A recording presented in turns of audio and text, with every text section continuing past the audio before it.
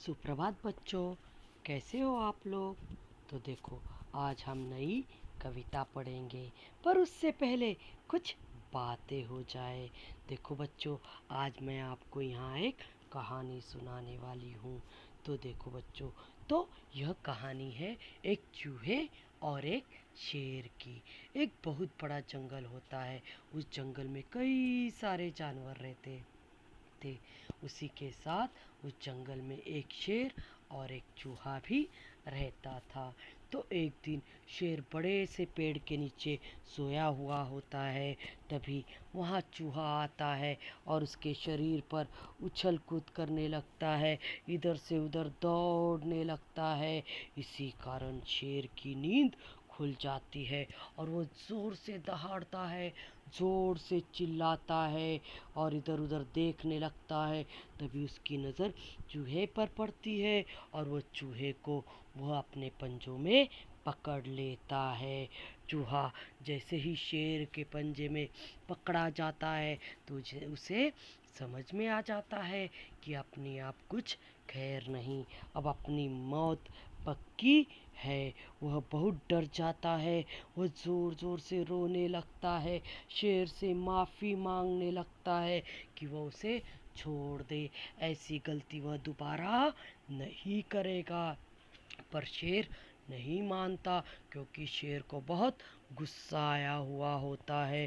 तभी चूहा कहता है, शेर भाई, अगर इस जंगल में कभी आप पर कोई मुसीबत आएगी, आप पर कोई संकट आएगा, तो मैं आपकी सहायता अवश्य करूँगा, मैं आपकी मदद अवश्य करूँगा। मुझे छोड़ दीजिए, कृपा करके मुझे छोड़ दीजिए। फिर भी शेर उसे नहीं छोड़ता। तो चूहा और रोने लगता है, माफ़ी मांगने लगता है। शायद चूहे के इसी तरह के बर्ताव से शेर को उस पर दया आ जाती है और वो चूहे को छोड़ देता है। तो देखो बच्चों, फिर चूहा जाते समय कहता है कि शेर भाई, अगर आप पर कोई मुसीबत आएगी तो मैं आपकी ज़रूर सहायता करूँगा। तो इस तरह कहते हुए चूहा वहाँ से चला जाता है। फिर कुछ दिन ऐसे ही बीत जाते हैं। उस जंगल में कुछ शिकारी आ जाते हैं और वो जाल वहाँ फैलाते हैं, बिछा देते हैं और चले जाते हैं। उन्हीं शिकारियों के जाल में शेर फंस जाता है। शेर उसमें से निकलने की बहुत कोशिश करता है, बहुत प्रयत्न करता है, पर वह निकल नहीं पाता। वह ज़ोर ज़ोर से जंगल के सभी जानवरों को चिल्लाकर, दहाड़कर सहायता के लिए बुलाता है, मदद के लिए बुलाता है, पर कोई भी जानवर उसके डर के कारण उसके पास नहीं आता। क्योंकि सभी जानवरों को पता है कि अगर वह शेर को छुड़ाएंगे और छुड़ाने के बाद सबसे पहले शेर उन्हें खा जाएगा, इसलिए कोई भी उसको छुड़ाने नहीं जाते। तभी शेर की यह आवाज़ चूहा सुन लेता है और वह दौड़ कर वहाँ आता है। तो क्या देखता है कि शेर जाल में फंस गया है। तो वह शेर से कहता है, शेर भाई, आप डरिए मत, मैं तुरंत आपको अपने नुकीले दांतों से यह पूरा जाल काट कर छुड़ा देता हूँ। और जैसे ही कहता है, चूहा वह जाल काटने लगता है और कुछ ही समय में शेर को उस जाल से छुड़ा लेता है। चूहे का यह काम देखकर शेर की आंखों में पानी आ जाता है। वह सोचने लगता है कि मैं अपने आप पर बहुत घमंड करता था, मैं घमंडी प्राणी हूँ और मैं दूसरे प्राणियों को कमज़ोर समझता हूँ, मेरी सहायता के लायक नहीं समझता था, पर एक छोटे से चूहे ने आज मेरी जान बचाई।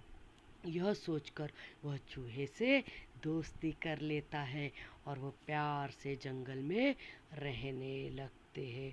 तो देखो बच्चों, इस कहानी से हम क्या सीखा कि कोई भी कमज़ोर हो या छोटा प्राणी हो, कभी भी किसी घमंडी या बड़े प्राणी की सहायता कर सकता है। कोई भी किसी के सामने छोटा या बड़ा नहीं होता।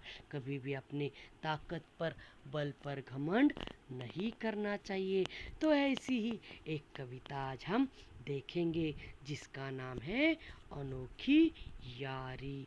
तो अनोखी मीन्स क्या? अनोखी का अर्थ है अद्भुत, अनूठी, निराली, विलक्षण, यूनिक। और यारी तो आपको पता ही होगा, दोस्ती, फ्रेंडशिप। तो ऐसी अनोखी यारी, सबसे अलग, अद्भुत ऐसी यारी दोस्ती की कहानी आज हम इस कविता में देखेंगे।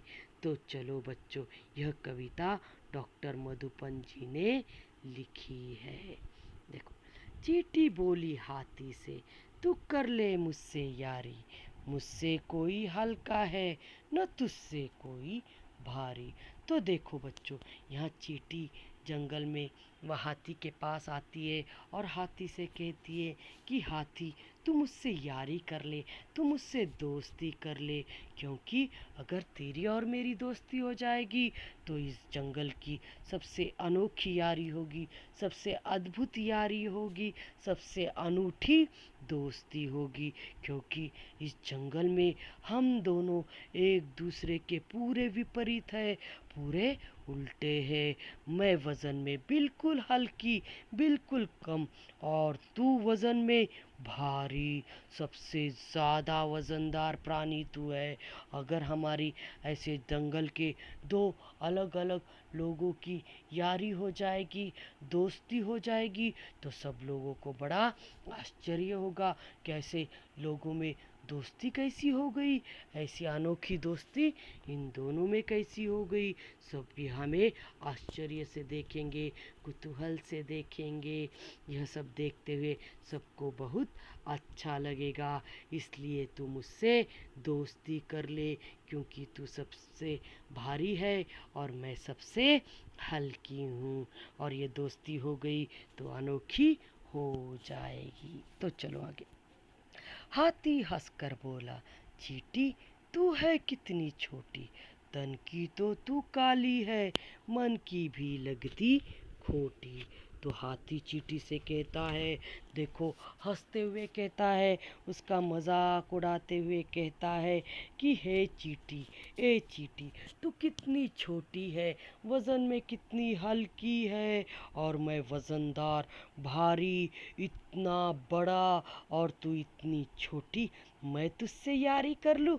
ऐसे हो ही नहीं सकता था, हो ही नहीं सकता। देखो बच्चों, यहाँ हाथी को अपने शरीर पर, अपने बल पर, अपने शक्तिमान होने पर बहुत घमंड था। इसलिए वह चींटी का मजाक उड़ा रहा था और उसे छोटी कह रहा था। उसी के साथ उसे कहता रहा कि तू तो तन की काली है।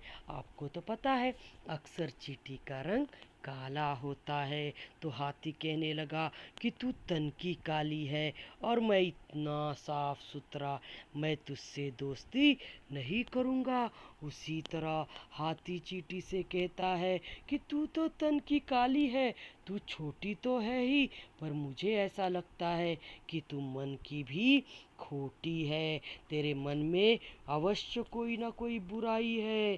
तू हमेशा अपने बारे में सोचती रहती है और तुझे यही लगता होगा कि तू मुझसे दोस्ती करेगी, तू मुझसे मित्रता करेगी तो तू सुरक्षित हो जाएगी। मैं इतना बलशाली, मैं इतना शक्तिशाली होने के साथ तेरी सुरक्षा भी करूँगा। इसीलिए तू मुझसे दोस्ती करना चाहती है ना? पर जा, मैं तुझसे दोस्ती नहीं करता। ऐसा कह के वह चींटी पर ज़ोर ज़ोर से हंसने लगता है, उसका मजाक उड़ाने लगता है। तो चलो आगे। दिन भर करती हूँ मैं मेहनत, मेहनत का मैं खाती, तेरी तरह नहीं मैं मोटे दिन भर सूंड हिलाती। देखो बच्चों, चींटी आगे कहती है कि हे हाथी, मैं दिन भर मेहनत करती हूँ, दिन भर जंगल में इधर उधर घूमती हूँ, अपने अनाज को ढूंढती हूँ, और वह अनाज जब मिल जाता है उसे खाती हूँ। मैं अपने मेहनत का परिश्रम का खाती हूँ, पर तू ऐसा नहीं है मोटे। तू तो जंगल में बस अपनी सूंड हिलाकर इधर से उधर उधर से इधर घूमता रहता है, और कभी कोई पेड़ की टहनी तोड़ दी, कभी कोई पौधे तोड़ दिए, कभी कुछ पत्ते खा लिए, कभी गन्ना खा लिया। इस तरह तू खाता रहता है, पर मैं तो केवल अपने मेहनत का ही खाती हूँ, और मेहनत करने के लिए ही जंगल में घूमती हूँ, तेरी तरह नहीं बस यूं ही सूंड हिलाते घूमती रहती हूँ, आलसी कहीं का। इस तरह चींटी उसे जवाब देती है। तो देखो आगे हाथी क्या कहता है। मैं तो रोज नहा कर आता, मैं जंगल की शान, मुझसे तू क्या भिड़ पाएगी, मैं सबसे बलवान। देखो बच्चों, हाथी आगे कहता है कि मैं रोज नहा कर आता हूँ, इस जंगल में जो तालाब है, जो नदी है, वहाँ मैं रोज जाता हूँ और नहाकर अपने शरीर को साफ सुथरा करता हूँ, इसलिए मैं इस जंगल की शान हूँ। लोग दूर दूर से इस जंगल में मुझे देखने आते हैं, तुझे नहीं। और उसी की तरह तू क्या मुझसे भिड़ेगी, तू क्या मुझसे टकराएगी, तू इतनी छोटी, मैं इतना बड़ा, तू इतनी सी और मैं इतना शक्तिशाली, तू मुझ जैसे बलवान से क्या भिड़ेगी, क्या टकराएगी। मैं तो अपने पैरों तले तुझे दबा भी सकता हूँ, तुझे पता नहीं कहाँ से कहाँ भेज सकता हूँ। समझी चींटी। इस तरह हाथी कहता है, क्योंकि उसे अपने बल पर, अपने ताकत पर बहुत घमंड था। तो देखो आगे। बली न हो लेकिन फिर भी नहीं किसी से कम, अगर सूंड में घुस जाऊं तो करूँ नाक में दम। देखो, जब चींटी हाथी की ऐसी घमंड भरी बातें सुनती है तो उसे बहुत गुस्सा आ जाता है, और वह कहती है कि ठीक है, मुझे कोई इस जंगल में देखने नहीं आता, ठीक है, मैं तेरी जैसी बलवान नहीं हूँ, फिर भी मैं किसी से कम नहीं हूँ। ईश्वर ने, भगवान ने मुझे अपनी ताकत दी है, मुझे अपनी शक्ति दी है, अपने संरक्षण के लिए, खुद की रक्षा करने के लिए। तो उसी की तरह मैं तेरे सूंड में अगर घुस जाऊंगी तो तुझे कुछ समझ में नहीं आएगा, और तू इतना परेशान हो जाएगा कि तू जंगल में चारों ओर भागता फिरेगा। और जब मैं तेरी सूंड में घुसूंगी ना तो तुझे ज़ोर ज़ोर से काटूंगी, और मेरे काटने के बाद तू परेशान हो जाएगा, तू तंग हो जाएगा और चारों ओर दौड़ने लगेगा। समझ गए। तू बलवान होगा, पर मैं भी कमज़ोर नहीं हूँ, मुझ में भी ईश्वर ने कोई ना कोई अपने रक्षा करने की ताकत दी है। तू मुझे इस तरह कमज़ोर मत समझ, मैं तुझ जैसे बलवान, तुझ जैसे घमंडी जानवरों को भी परेशान कर सकती हूँ, तंग कर सकती हूँ। समझ गए हाथी। देखो बच्चों आगे। चींटी की जब बात सुनी, हाथी मन में घबराया, झट हाथी ने सूंड बढ़ा, चींटी से हाथ मिलाया।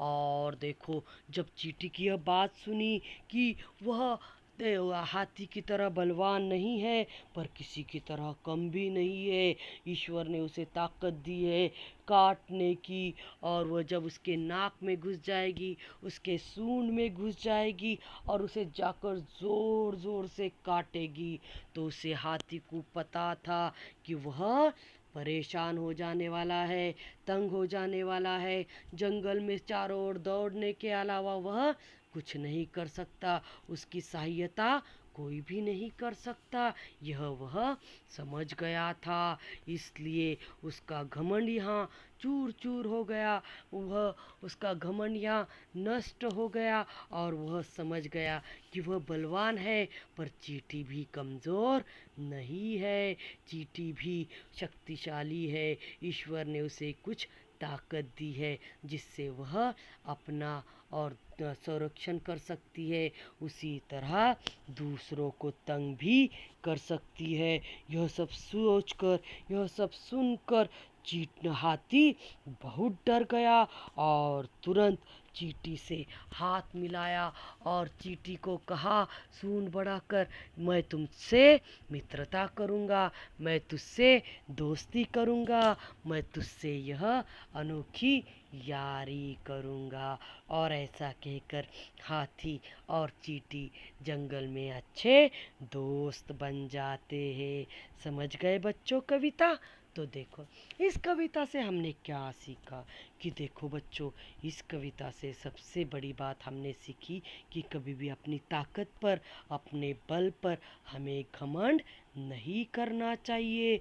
कभी कभी ऐसा हो जाता है कि व्यक्ति के पास या प्राणी के पास बहुत ताकत होती है, बहुत बल होता है, पर कभी कभी वो कमज़ोर व्यक्ति से भी हार जाता है। यहाँ चींटी भी हाथी को हरा सकती थी, समझ गए ना? क्योंकि अगर वो उसके सूंड में घुस जाती तो यहाँ हाथी चींटी के सामने हार जाता। हाथी के पास भले ही बल था, चींटी भले ही कमज़ोर थी, पर वह हाथी को भी, बलवान हाथी को भी हरा सकती। उसी तरह हमारे जीवन में भी ऐसा ही हो सकता है। बलवान व्यक्ति को कमज़ोर व्यक्ति भी हरा सकता है। कभी भी अपने बल पर, ताकत पर घमंड नहीं करना चाहिए। सभी से प्रेम से, दोस्ती से व्यवहार करना चाहिए। सभी को अपना मित्र बनाना चाहिए। शक्ति देखकर, कमज़ोर देखकर मित्रता नहीं करनी चाहिए। सभी को समान समझना चाहिए। समझ गए बच्चों कविता? तो चलो अब तो देखो बच्चों, अब इस कविता के हम श्रुतलेख देखते हैं। पहला है अनोखी यारी, चींटी हल्का भारी, खोटी काली सूंड, भिड़ बलवान। अब नए शब्द। यारी दोस्ती, बली बलवान, शान ठाठ बाट, भिड़ना टकराना, खोटी जिसमें बुराई हो। अब मुहावरे। नाक में दम करना, तंग करना, हाथ मिलाना, दोस्ती करना। समझ गए सब कुछ? धन्यवाद।